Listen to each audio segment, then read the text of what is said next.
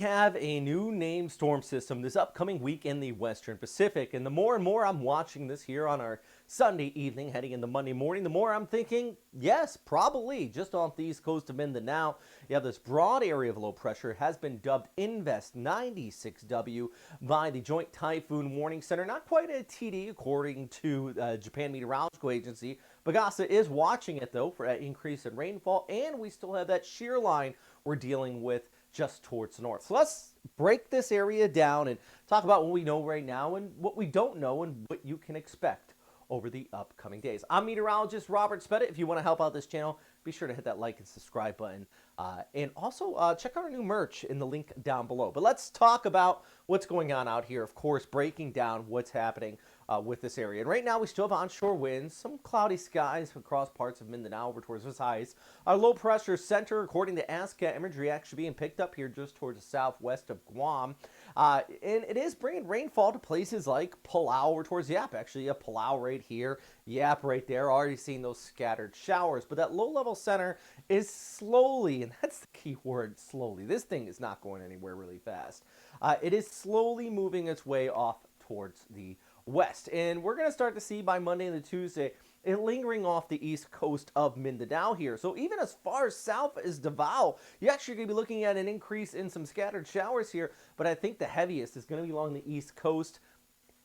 Classic December type setup, by the way. You can't get around it. East coast of Mindanao, that includes you here into Siargao, off towards Leyte and Samar as we go ahead through the upcoming week. Tuesday, Wednesday, Thursday, based on the GFS and the ECMWF, and actually the models continue to have this just lingering here off the eastern seaboard, basically buffered by this high pressure ridge. You can see the shear line right here.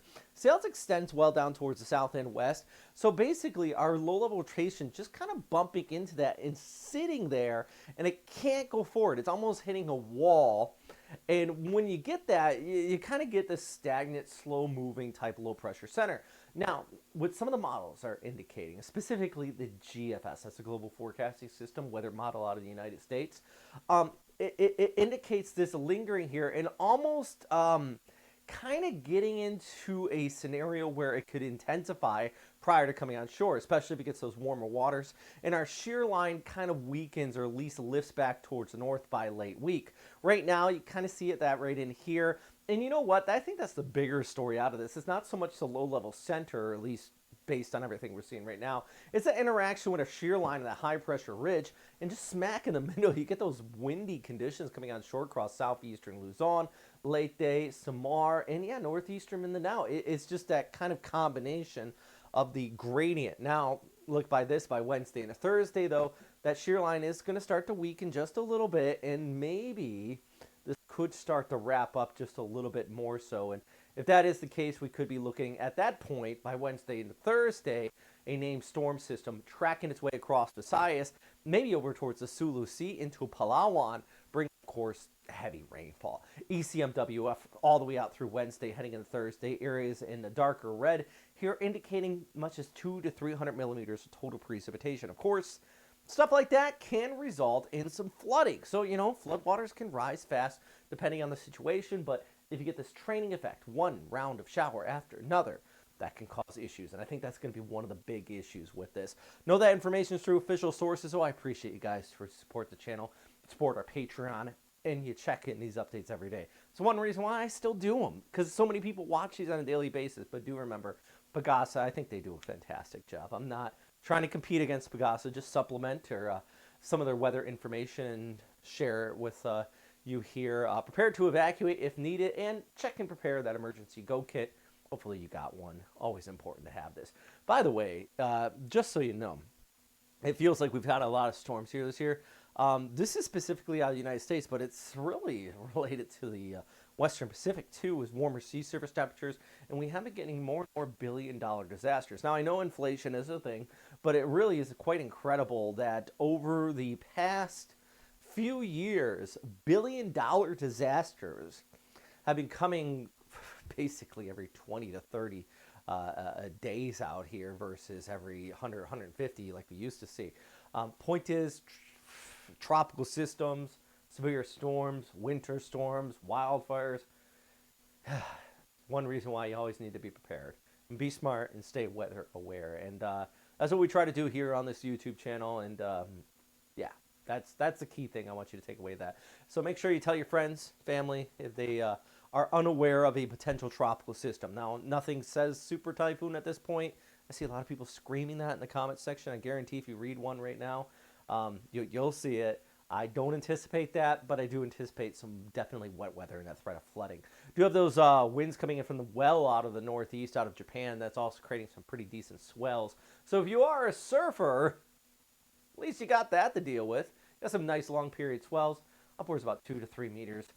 So out here in places like Siargao, if you can get outside of the rain on your Monday over towards Tuesday, you could have some pretty decent waves out there for you. Cagayan de Oro, also looking at some pretty decent rainfall in the mountains just to your east, while Tacloban as well, 28 degrees. Cebu, I know it's been dry, especially on the western side of the island.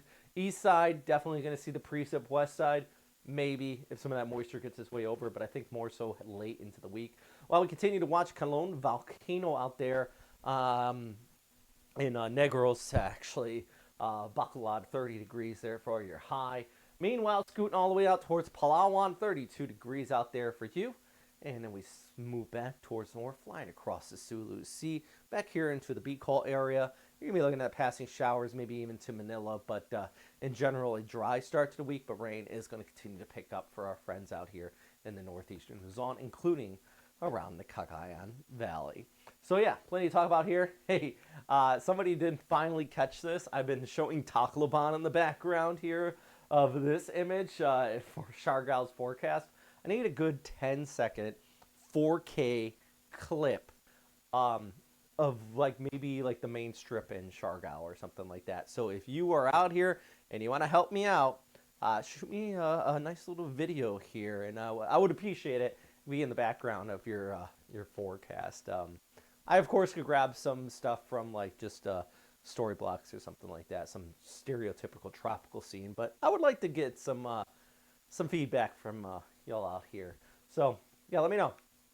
Big shout out to our Patreon members. As I said before, if you like this channel, you want to support us, the best way to do it is our Patreon. If you can't, though, I understand. I'll never put this behind a paywall.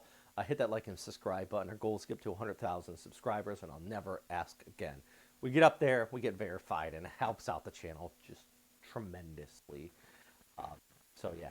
Anyways, that's all for today. That's all I got right now, at the very least. I'm going to probably have another update a little bit later on about how this is developing, especially if we start to see confirmed low pressure area according to one of our many agencies, or at the very least, maybe from JTBC, they increase that chance of development. Right now, they do have it as an invest area, 96W, but definitely worth still monitoring. So stay safe out there as always. Thanks for watching, and I hope you have a great day.